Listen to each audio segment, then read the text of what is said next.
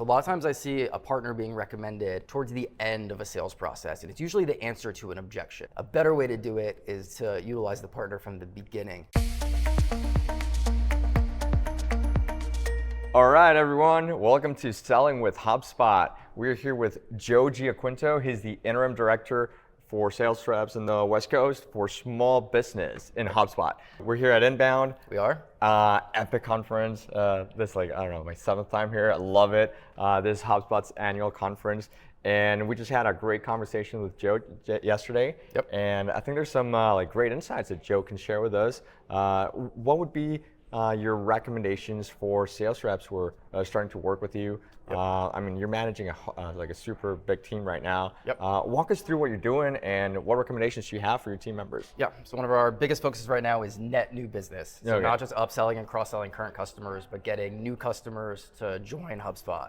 And to do that, we got to prospect really hard, we got to be strategic about it, and we need to leverage our partners so that they can help us on calls early. They can come in, they can help us demo, they can help us pitch solutions, they can help us customize the platform to sell to different industries. That's gonna help us bring in net new business and not just rely on upselling and cross-selling current customers. Awesome. And why would somebody want to leverage their partners? Why not just go at it alone? Yeah, one of the biggest objections we get is that people in small business, they don't have the resources to build out a whole HubSpot instance. They might not have a bunch of people dedicated to creating content and marketing. So there's a sense of like insecurity when making a big investment in a CRM platform if they don't feel confident they have the resources to actually get value out of it. So it's so important that we drive that confidence, and we can either do that with HubSpot Onboarding, has some limitations, or we could leverage a partner where there might be some more hands-on work that might drive extra confidence if they feel like, hey, if we sign up for HubSpot, we're actually going to get the value out of it that we're anticipating.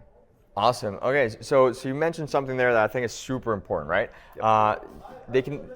So when you're onboarding, when you're selling to a new client, yep, they have to do the onboarding, right? It's required. It's required. Yes. If they're a pro or enterprise license, they have to do the onboarding. Yes. Now they can do the official HubSpot onboarding, yep, or they can go with a partner, correct? Yep. So what are the pros and cons of each? Yep. So the typical pros of the HubSpot onboarding is that it's our own product. Some people feel confident that it's showing up on the same quote, and we're able to pitch it internally. We're able to sell it quickly. There aren't really any barriers. It's our own product. The downside is that it's more of like a train the trainer type of approach. They're not going into the portal. They're not doing things for them. It's more of teaching them how to fish. And for some companies that maybe use CRM in the past, they have that experience, that's perfect, that's all they need, they can get going. For other companies, they don't have that sort of bandwidth and they need a little bit extra hand-holding. And that's where a partner can come in and not just offer a similar service at a better rate, but also log into their portal, do some extra work, and maybe bring in some industry expertise and some technical expertise that the typical onboarding from HubSpot is not gonna have. The objections that the HubSpot rep usually has is that it's not sold on our quote. It takes time to get a quote from a partner, so they feel like it slows down their sales process. But some partners are getting creative and figuring out some ways around that. All right. So what are some creative solutions that you've seen out there? So I got a nice overview yesterday of a portal for sales reps to log into where they could generate a quote for a great partner to do onboarding. So it's removing that barrier where the sales rep feels like they have to wait, log a message on the shared deal, maybe get a response in a couple days, get a quote. Instead, they could self-service. So that is going to remove that barrier of having to wait. They could immediately get a quote and sell it. The next advantage is that they could see all the details and pick their own package. So it's like, do I want to sell them something more advanced where they're getting some hours of actual hands-on work? Or do I want to go something that's low cost, cheaper than HubSpot onboarding, still going to be a great service, but it's not going to take away from the MRR as a sales rep. It's not going to take away from the revenue, which we all care about. I love it. All right. So a little inside info here. Yeah. He's talking about our portal. Yeah. so yeah, Joe, love that you're basically talking about our portal.